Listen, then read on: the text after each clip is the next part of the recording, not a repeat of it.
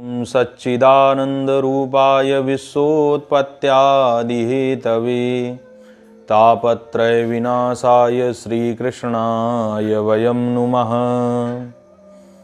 हर हर महादेव। सभी मित्रों को, सभी साधकों को, सभी दर्शकों को मैं हूं आचार्य विपिन, मंत्र विज्ञान में आप सभी का हार्दिक स्वागत करता हूं।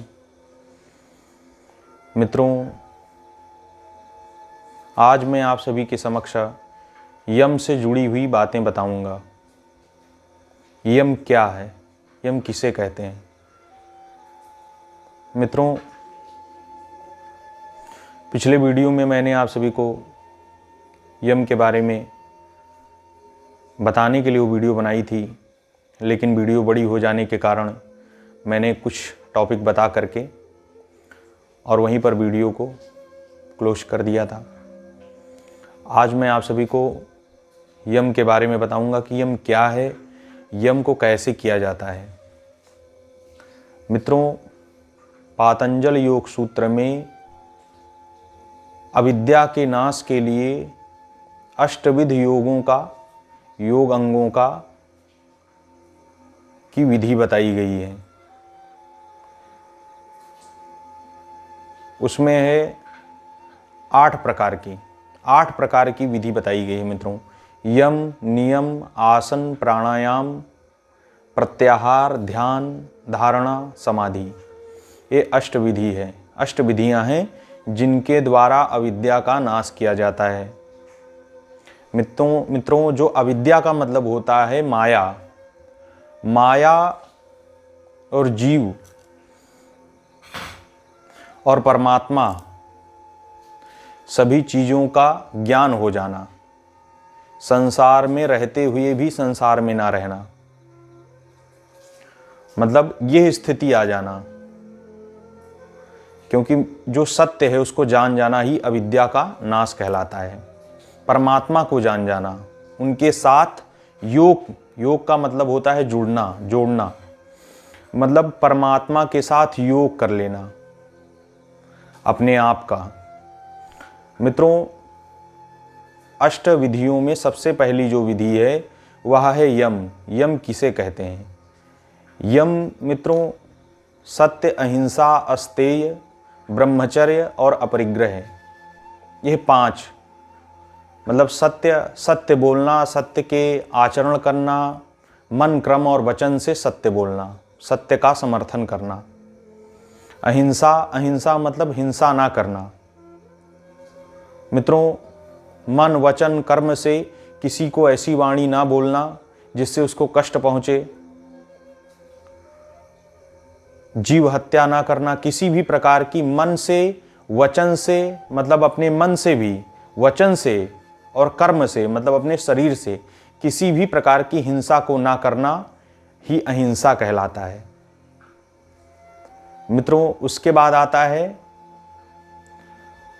अस्तेय। अस्तेय का अर्थ है चोरी ना करना।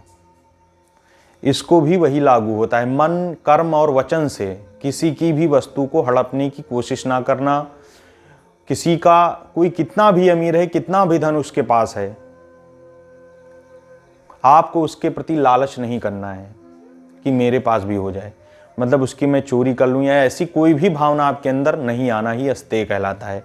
और ये तीनों में, मतलब मन, वचन और कर्म, मतलब शरीर से भी आपको नहीं करना है। मन से तो करना ही नहीं है, शरीर से और कर्म से, वचन से, तीनों तरीके से चोरी की बात भी ना करना।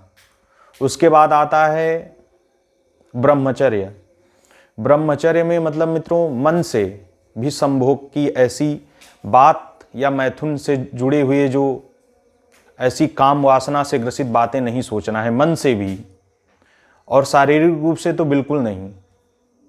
मतलब मन से और वचन से, यानी कि वार्ता भी नहीं करनी है ऐसी बातों की, किसी भी तरीके की जो काम वासना से जुड़ी हुई वार्ता हो। ये हुआ आपका ब्रह्मचर्य पालन। सदा ही अपने आप को अखंड व्रत में रखना है, अपने ऊपर, अपने इंद्रियों पर लगाम लगा करके रखना है।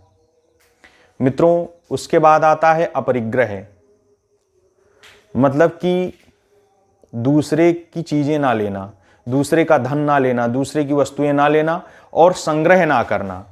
अपरिग्रह का मतलब होता है उतना ही अपने पास रखना जितने से काम चल जाए, आपके योग साधना में कोई भी विघ्न न आए, आप साधना अच्छे से कर सकें, आप जी सकें, उतनी सामग्री आपके पास होनी चाहिए। जो आपके पास जरूरी सामग्री हो वही सिर्फ रहे। इसे कहते हैं अपरिग्रह। ज़्यादा संग्रह नहीं करना कि मेरे पास, मित्रों जितना ज़्यादा आपके पास सामग्री आएगी, जितना धन आएगा, उतनी ही जिम्मेदारी बढ़ जाएगी, तो फिर आप योग में कुछ भी हासिल नहीं कर सकेंगे। आपका जीवन उसी में व्यर्थ चला जाएगा, इन्हीं धन संपत्ति में। इसलिए अपरिग्रह भी यम के अंतर्गत आता है। ये 5 विधियां यानी 5 अंग हैं यम के। मित्रों इनका सबसे पहले आपको पालन करना चाहिए। आप तंत्र की सिद्धि चाहते हो या फिर योग में जा रहे हो, सब में ये लागू होता है, क्योंकि तंत्र और योग एक दूसरे से जुड़े हुए हैं। यम का मतलब होता है मित्रों बाह्य और आभ्यंतर जो इंद्रियां हैं उनकी वृत्ति को संकोच करना, उसे ही यम कहते हैं। मित्रों यदि आप यम के इन 5 नियमों का पालन करेंगे, इन 5 विधियों का पालन करेंगे, तो आप समझ लीजिए कि आपको सिद्धि प्राप्ति में, योग मार्ग में कोई भी विघ्न बाधा नहीं आएगी। बहुत ही शुद्ध मन हो जाएगा आपका, आपकी आत्मा भी शुद्ध होने लगेगी। इससे आपकी शारीरिक शुद्धि होगी, आपकी जो इंद्रियां हैं वह वश में होने लगेंगी। ये सब इसके फायदे हैं। और जब तक इंद्रियां वश में नहीं होंगी, इसीलिए सबसे पहले यम कहा गया है, क्योंकि यम के अंतर्गत जो चीज़ें आती हैं, जो विषय आता है, उन विषयों का आपको पालन करना है। इसीलिए आप सभी लोग यम के इन विषयों का, इन नियमों का पालन करें और अपनी साधना को सफल बनाएं। जो लोग योग में जाना चाहते हैं या तंत्र सीखना चाहते हैं, दोनों है एक ही बात, बस उसका प्रारूप अलग अलग है।